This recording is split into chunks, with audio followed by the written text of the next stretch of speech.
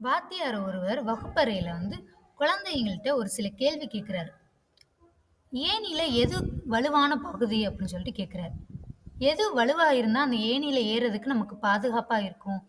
எது தேவைப்படுது? அப்படின்னு கேட்கும்போது, அங்க ஒரு பிள்ளை சொல்லுது, "ஏணியில ஏறி போறோம்ல, அந்த படி நல்லா திடமா இருந்தா தான் நமக்கு பாதுகாப்பு." அப்படின்னு சொல்லுது.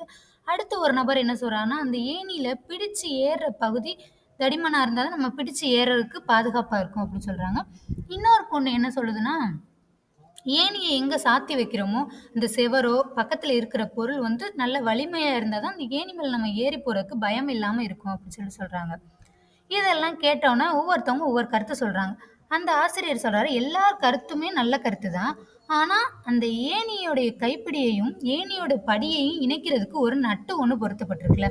அத பத்தி ஏன் யாருமே சொல்லவே இல்ல?" அப்படின்னு சொல்லி கேட்கும்போது, அந்த பிள்ளைங்க எல்லாம் சொல்றாங்க, "அது என்னுடைய கண்களுக்கு தெரியல சார். அதனால எங்களுக்கு அத பத்தி யோசனையும் எங்களுக்கு வரல." அப்படின்னு சொல்லி சொல்றாங்க. அதுக்கு அந்த ஆசிரியர் சொல்றாங்க, "அதுதான் மறைமுகமான ஒரு உண்மை." அப்படி சொல்றாரு.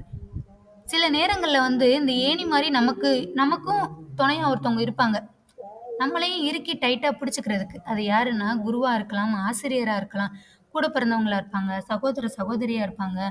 நமக்கு நம்ம அடுத்த படிக்கு முன்னேறி போகுறதுக்கு அவங்க ஒரு பாலமா இருப்பாங்க. நமக்கு ஒரு பாதுகாப்பாவும் இருப்பாங்க. அப்படி சொல்லிட்டு அந்த ஆசிரியர் சொல்றாங்க. நமக்கு கண்ணுக்கு தெரியாத நிறைய விஷயங்கள் நமக்கு பின்னாடி நடந்துகிட்டு இருக்கும். நம்மளுடைய முயற்சிக்கு அதுவும் ஒரு உறுதுணையா இருக்கும். அப்படி சொல்லி சொல்றாங்க.